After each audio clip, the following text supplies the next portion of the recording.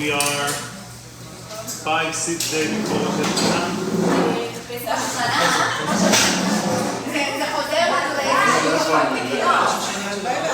כולם פה מדברים עברית?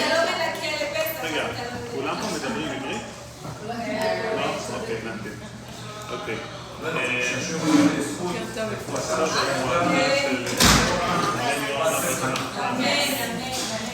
בוקר טוב, בוקר טוב. Okay, we are a few days before Pesach, כן. I want to echo few basic understanding what is our job of Leil Seder and messages for us. Let's go straight to the point. There is a famous 4 children in hagada shel Pesach. The Torah spoke, gave a special message and is supposed to give the 4 children. Our Chacham, the smart one, Rasha, the weak one, Tam, the wicked. Right, the Rasha, the wicked one, ושאינו יודע Tam, I saw translation is called the simple one. Like, ושאינו יודע לשאול, the one who doesn't know how to ask. So there are 4 children that the Torah gave us a message to give to. The word of the hagada is keneged, arba'a banim dibra Torah. What's keneged in Hebrew means? Against. Are we against the 4 children? So what's keneged? The makbil. What's makbil? What's parallel to arba'a banim? The 4 children of the haggadah, there are 4 children that we have within us. We all have those little children. There are 4 types of them. The haggadah is teaching us how to deal with our own children, but really the main message is for our sake, for the 4 children that we have inside. So we have 4 children. It is easier to learn our problem based on our children versus based on ourselves. When I used to teach, you go to the beginning of the year, you see all of the kids who are troublemakers, and you don't know, like, what's wrong with them? You know, why they behave like that? And then you have parent-teacher conference, and you meet the parents, like, okay, you know where the problem is coming from. So really the kids are there for us, not just to be annoying, also to improve us and to be better parents. As we know, kids at the beginning are very cute, and later on less, and later on I don't want to say. So basically, the reason that Hashem gave us kids to be challenged with, it's mainly to improve ourselves, to be better human beings. If I might say, parents usually, most of the 99% of problem of kids are the parents' problem, and it's okay, because we have our parents' problem, they have our problem, each one carry different problem. That's when they can be better kids, they can improve themselves in life. It's okay if you know, there is a song, שלא ירשו את הסריטות שלי, you know, איך אומרים, כן? So I think הלוואי that you take only our sritot, you know, only our problem. That's not the end of the world. But the problem, the whole purpose of having kids and the reason Hashem put us is not to show off after, it's really to change ourselves to be better parents, better human beings. So there are 4 types of kids that let's talk about each one at a time and then to understand which is that kid within ourselves. The first child is the child Chacham. Chacham מה הוא אומר? What is the statement of the Chacham, says the Haggadah? And the Haggadah says, מה העדות והחוקים והמשפטים אשר ציווה השם אלוקינו אתכם. What are those laws and testimonies that God command us, but you use the word אשר ציווה השם אלוקינו אתכם, that God commanded you. So the Chacham is asking, all of these Torah, mitzvot, laws, what's the point what God commanded you? I'm emphasizing that you, because it comes across very harsh. He's telling us as parents, by the way, whatever you guys are doing, what are you doing? The answer of the Haggadah to the Chacham, to the smart kid, is Afata, you also answer to him, Keilchot HaPesach, like the halachot of Pesach. One of the halachot of Pesach is the following, En maftirim achar HaPesach afikomen. After Korban Pesach, when you eat the last matzah of afikoman, you're not supposed to eat anything else. You're not supposed to eat any sweet, you're not supposed to drink Coke, drinking coffee. You're only drinking water after the last matzah. So we are saying, when the child, the smart child asks us, what are those laws about? We're going to teach him this halacha. By the way, after Afikoman, you're not supposed to eat. After the last matzah, you're not supposed to eat anything else. You're supposed to drink only water and go to sleep like that. Where is the question and answer? He asked a legit question. What's the purpose of the laws, chukim, that God commanded you? And you respond to him which seems to be a nonsense. Okay, I want to teach you a halacha. No, he's not asking you halachot. You want to know what's going on, what's the purpose of all of those laws on chukim.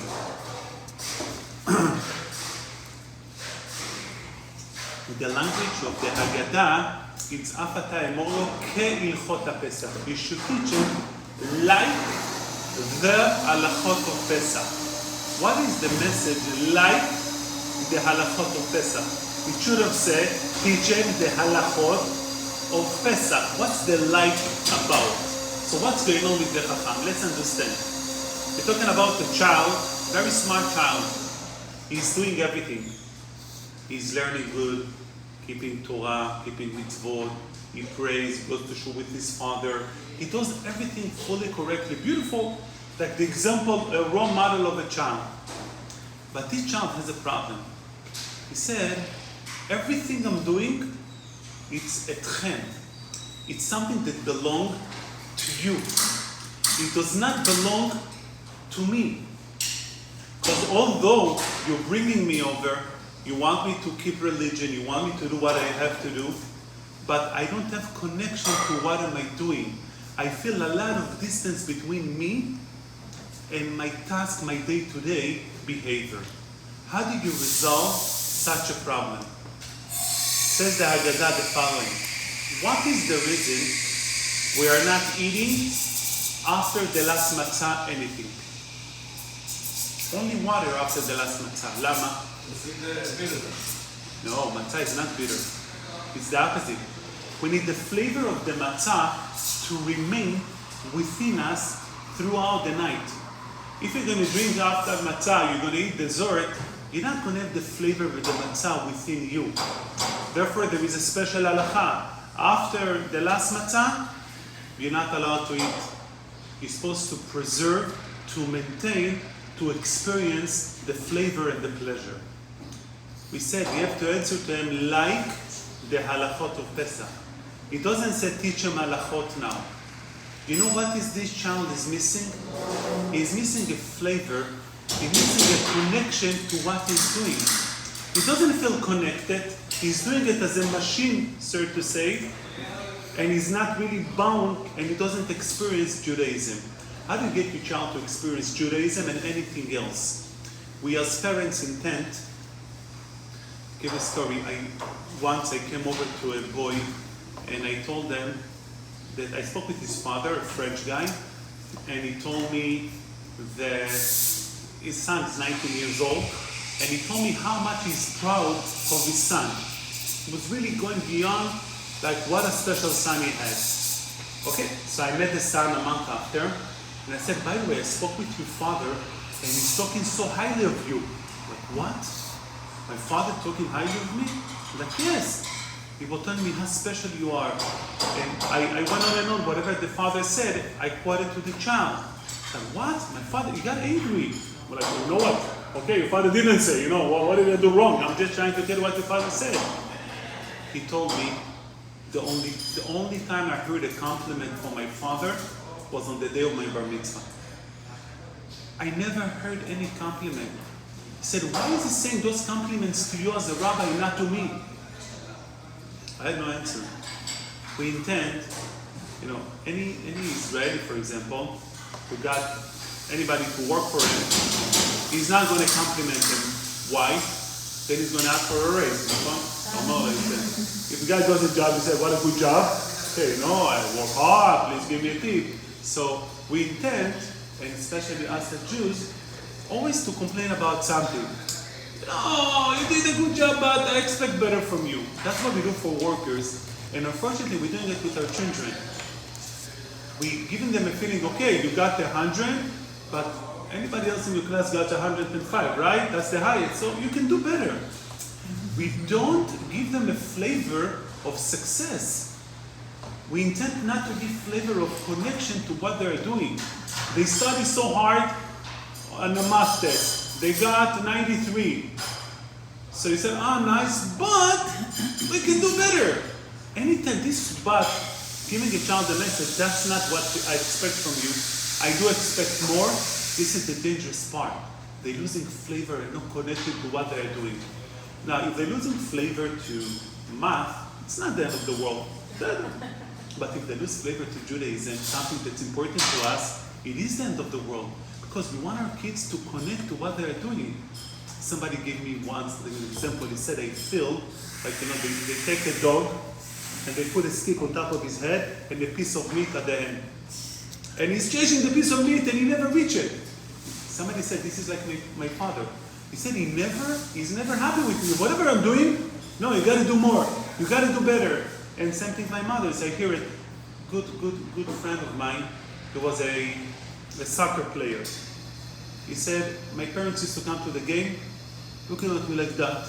No, you can do better.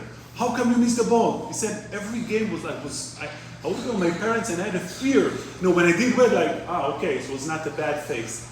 But he said, I came a good player, but I don't appreciate soccer. I have those pictures of my parents looking at me and like the fear that I'm going to disappoint them. Why? Let them enjoy soccer.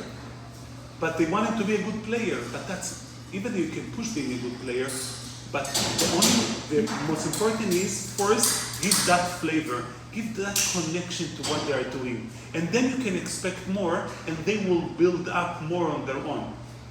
The reason kids today are not, we have a big issue in our generation, gambling.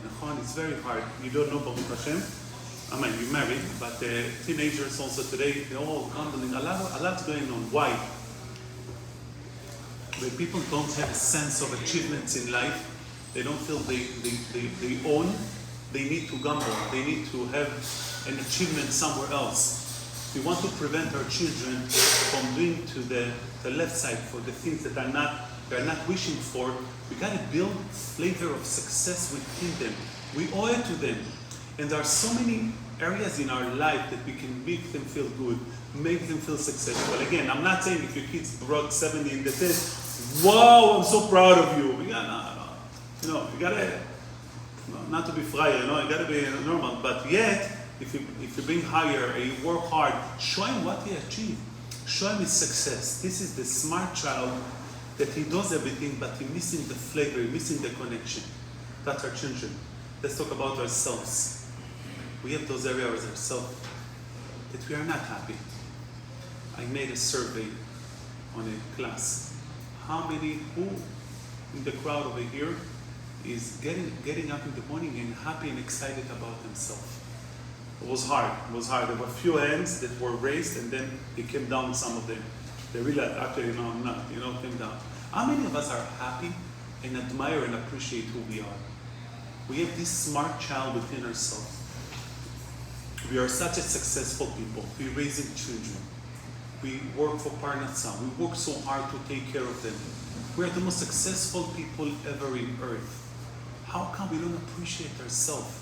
This smart child, those areas we are successful, we are doing it so well, we owe ourselves to compliment ourselves. We need to look at the mirror in the morning and to say, wow, God, you're lucky. Such a special daughter, such a special son you have. Unbelievable. How did you make it? We need to admire who we are. We need to go through our strength, our specialties, and there are so many of them. Obviously, we have those areas that we are weak at. Yet, the all areas we are strong at, we need to wake it up. We need to create flavor of success within ourselves. Even if we didn't get it from our parents, we need to get it for ourselves. We need to realize that our life, our work, our effort deserve our own appreciation. One of the things that common in Shalom Bayit, that he doesn't appreciate what I'm doing, or she doesn't appreciate what I'm doing. You know why she or he don't appreciate? Because they don't appreciate themselves. You cannot appreciate what your spouse is doing when you don't appreciate what yourself doing. So number one, as we're learning from the first child, is admire him show him where he's successful, but ourselves. We have to show ourselves where we're successful.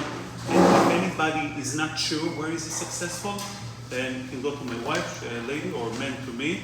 And there is so many areas in our life. I'll give you a really odd example. I was sitting one with the case of Shalom Bayit, and the guy had Log Megillat Esther, things negative about his wife. And I asked him, do you have anything positive about her?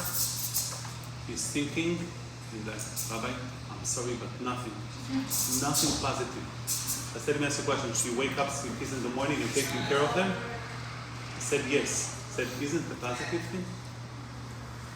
Should you take them to school? He said, yes. Isn't the positive thing? There is so many positive things we are doing on a day-to-day. When we look on the wrong area, we are missing it. Our responsibility to ourselves, we need to take pen and a paper or on your phone on the key and write a list. How special I am? What am I doing?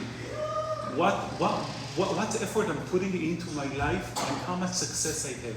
We owe it and we deserve it. That's step one. That's the smart child. Second child is the wicked, the Rasha. The Rasha seems to be very harsh approach of the rabbi's third is problem. The Rasha is very similar question to the smart child. However, he used different words.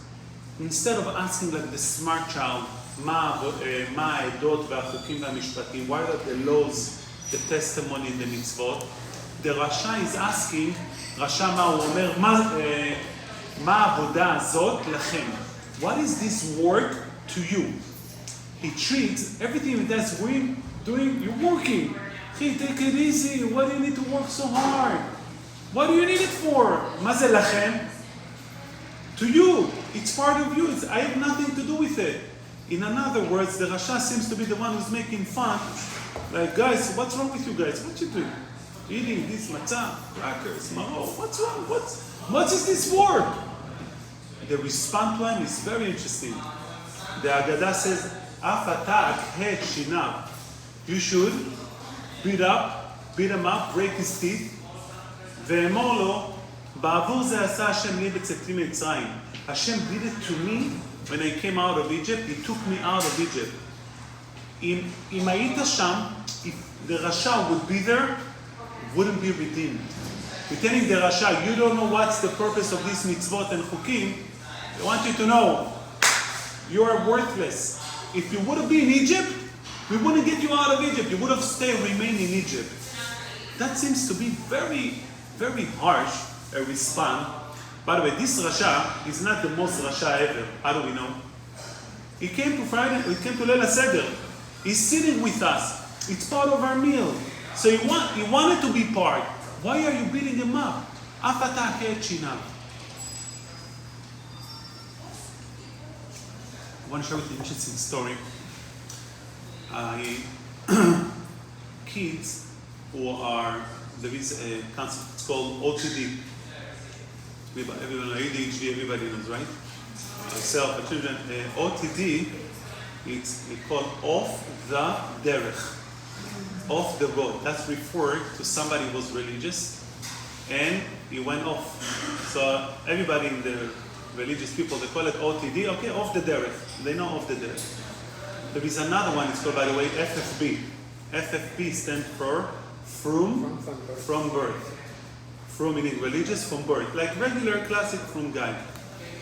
There is, by the way, FFB, BTAB. It's from birth, but taking a break. You know, it is a break now, and then eventually one day it's going to come back. So, the OTD, the off the derech guys, they go through a lot of challenge. Give an example. I was in Shorashim 9 years ago. We used to pay $40. Anyone who comes for one evening a week. It was about 40, 50 guys. And during that time, we had guys, everybody brought their friends over, and sometimes they brought goyim. So we had to screen them, and you can see. It's very interesting to see that a goy, when a Jew walks into the shul, you see confidence. when a guy walks into the shul, it shows you, like, I don't relate. You read that he's a guy. You see it in seconds. You can tell who was in shul before, who was not. Like you think, like, scary rabbis we've heard on the garden, who knows. There is a certain a lot of fear, a lot of distance. So it was easy for me to spot those guys. Like, I see their behavior right away, and I'm like, guys, no, Rabbi, his father is Jewish, his grandmother is Jewish, don't make up stories. They're like, guys, come on. So it was one time, a guy walked in. I was sure, this guy looked worse than a goy. Blue eyes, and it was partially bald, and the other half was blonde hair. Look, you see the Nazi eyes like out of his face over there. So I was looking at the guys, I'm like, guys, I told you not to go wrong. He said, no, Rabbi, he's a Jew. We know he's a Jew. I'm like, okay. Okay, he was sitting there, learning. I didn't realize it was too big to know what's going on. And by the end of after the learning, we had Arvit and then food. So when you have teenagers, if you have one guy outside, it's buy one, get 10. Or have 10 outside.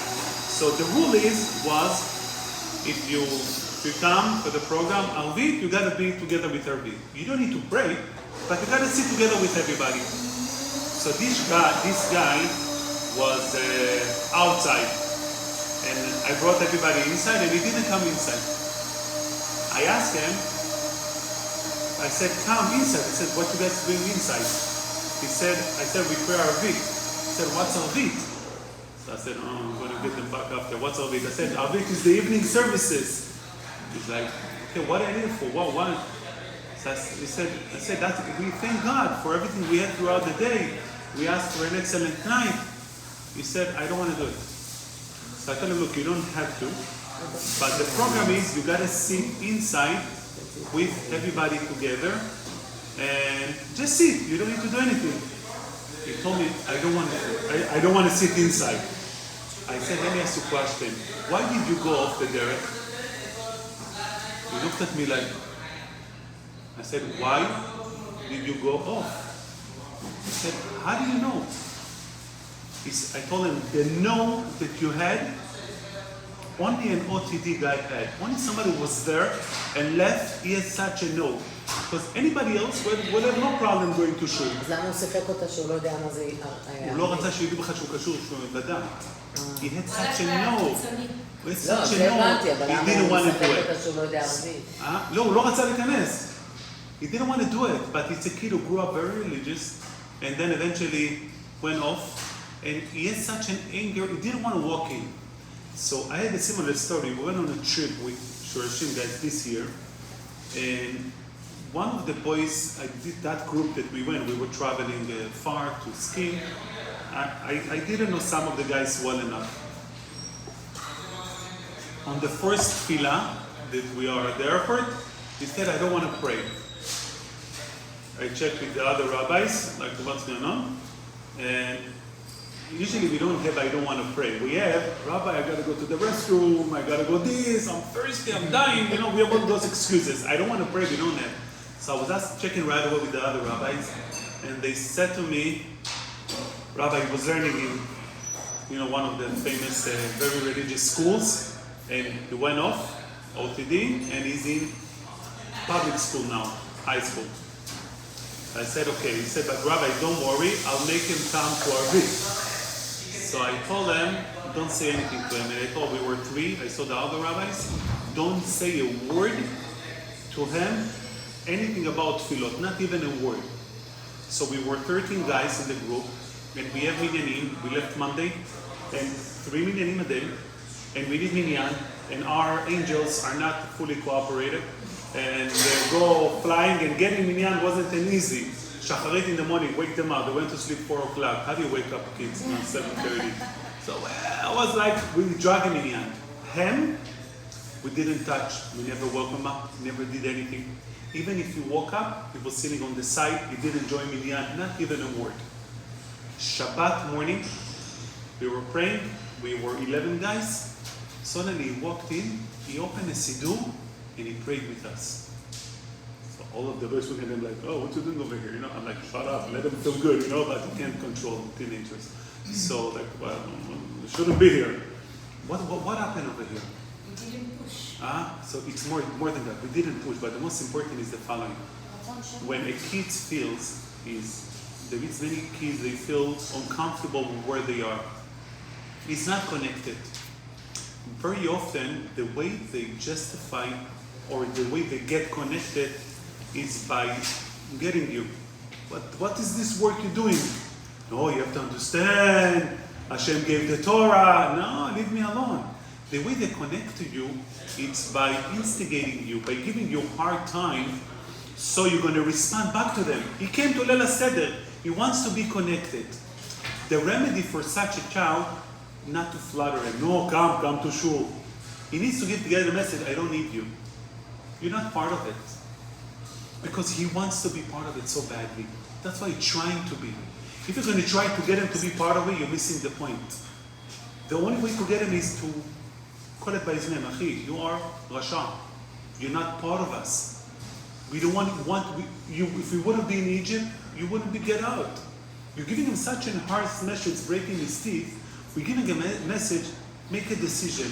Either you're here or you're there. You cannot fool yourself, I'm okay, but I want to hear, I want to be flattered, I want people to convince me. This area, that difficult area, we have within our children on a regular day.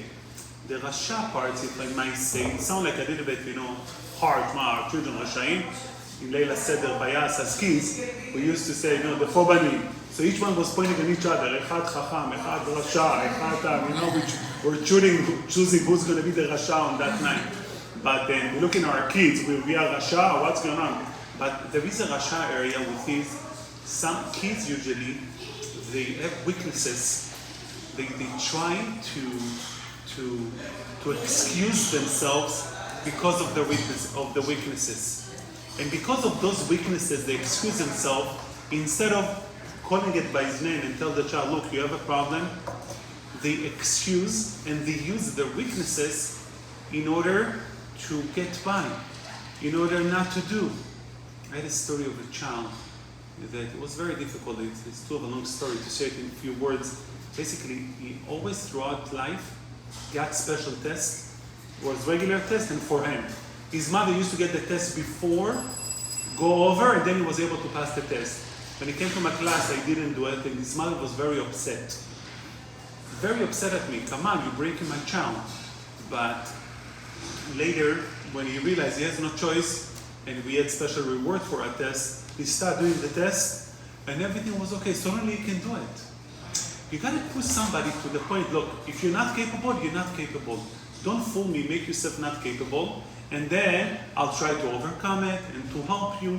And we're fooling a lot, especially in America today, anything which relates to feelings, people get concerned. You don't feel like it. You don't feel. Don't feel, Israeli approach. I told my friend was in a bakery in Yerushalayim, and the door was closed. The door was closed. It was 8 o'clock, and he knocked at the door. He said, "Achi, sagur."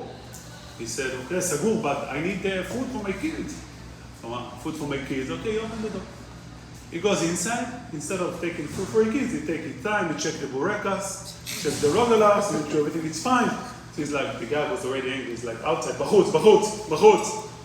And he takes his time. He's an interesting fellow. Take his time. He's like, Achi, sagur, bahutz, close, outside. Take his time. So then my friend, he went over to the guy and said, to be honest, I'm really getting offended from you. You're talking to me very harsh, without respect. He said, Achi, עכשיו סגור, תיפגע בחוץ. Now it's closed, get insulted outside. Those feelings that we have in America, we give too much sense to feelings instead of defining it call it by its name. I want to bring it to ourselves, and that's a little bit sensitive. Many areas within ourselves, we play the game in the middle. I'll give a classic example. We all have the issue of not talking Lashon Hara. So how do we talk Lashon Hara? First, we're making it into a mitzvah, You have to know what happened. I don't need to know. I have to know what happened. It's good for me. I need to express myself. Go to psychologist. What to me? Meaning, why are you saying to your friends your issues? Meaning, all of the lashon hara, instead of realizing that we do something bad, we like to be in the around. Okay, we're okay. We're learning halachot lashon hara. We're going to be better. But let me give a little bit hard approach with the hagada approach. If you are talking lashon hara, you got to tell yourself, I am a rasha. Oh, you're rasha. No way. Call it by its name.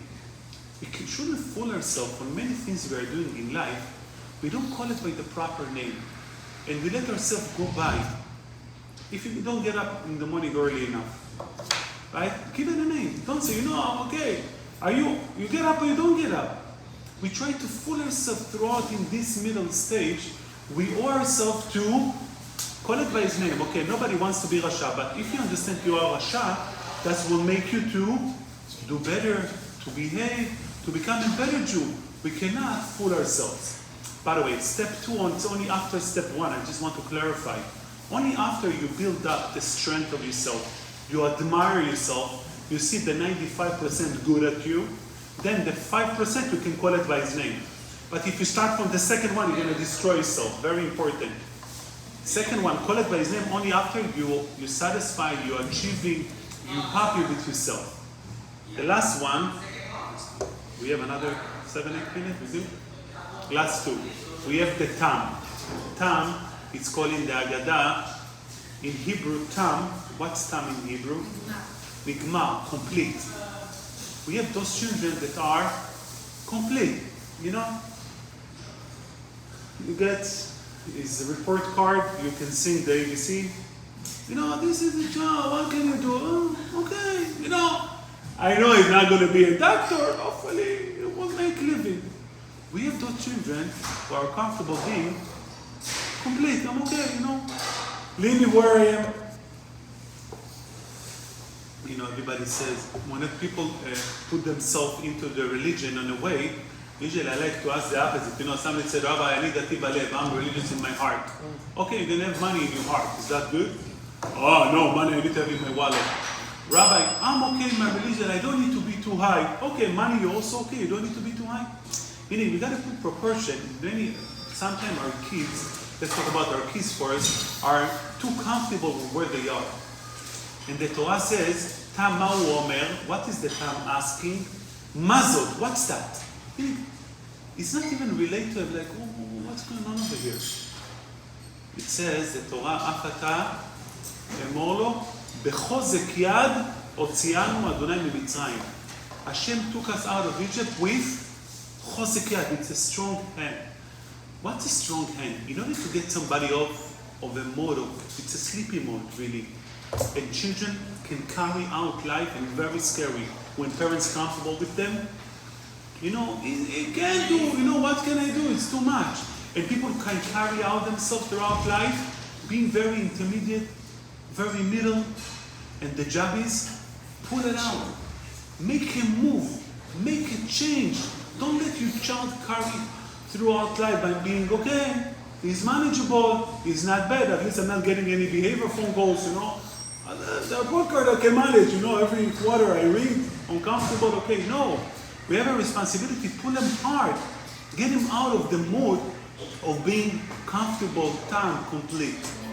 This is we have in ourselves, many areas within ourselves, we are comfortable.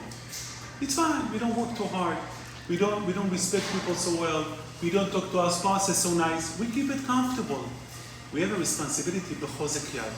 The only way to create change on those difficult areas is by pull it hard. Make a big change. You cannot make a small change on those areas that you're comfortable. If you try, okay, let me be better, it doesn't work. You gotta act differently. You gotta make a new move. The last one is she'eno yodea lishon, the one who doesn't know how to ask. I saw the pictures on the hagada, a picture of a baby with a pacifier. Like, she'eno yodea lishon is not referring to a baby. It can be any age who doesn't know that there is problem with him. But we're treating him as a baby with a pacifier. It says, ptach, you should open up for such a child. The last child is a child who doesn't even ask what's going on. This child is looking at you, And he doesn't realize that anything going on. You have a responsibility at, it's female, נכון? But the hagada is talking about male. Because female approach with emotions. You cannot be hard on such a child. If he has no idea what's going on, you gotta come close to his world. Emotion meaning you come into the other person's world. You relate to him and you can make a change. Bring it to ourselves. We have areas, surprisingly, that we don't know how to ask. We're not even aware that there is a problem. On the first three, we have the awareness. The last one, we are not aware. What do we do? This is what you guys, everybody here doing. You go to classes. You talk with people. You create a place of awareness where you can be aware, maybe there is something that can be better in life. How many times I'm listening to shiurim and I'm waking up, wow, I didn't know I'm weak on that, I can be better. שאינו יודע לשאול, where you don't know what to ask about yourself, you should create warm environments where warm friendship, emotional areas, classes, places you can develop yourself to be a better person, not to stay where you are. So as conclusion, we have those 4 children. 4 within ourselves. We owe ourselves, number 1, to admire who we are, to admire the 95%, to define it, to list it, to appreciate ourselves. Second, we have that 5% we are playing them dumb. We're comfortable we don't want to admit that we have a problem. Admit you have a problem. If you admit you have a problem, you call it by its name, that's a 50% of the solution of the problem. Third one, areas that you're too comfortable, you don't want to get out of yourself, make a strong move. Pull yourself out of here. And last one, be where you are now. Be in Torah area, be in life environment where people are improving each other and they want to do better, and through that, B'ezrat Hashem, will have the true freedom. The highest level of freedom when a man has self-control on himself. This is the true freedom. A man can be in jail and can be the freedom person in the world, and he can be outside, he's in his jail. The true freedom, when you carry those 4 steps, you are free. You are a healthy person. We're going to be an amazing parents, and we're going to be amazing human beings and Jews. Have an amazing Pesach, kasher v'sameach, bracha v'simcha, amen. בוקר טוב. בוקר טוב הרבנית. טוב.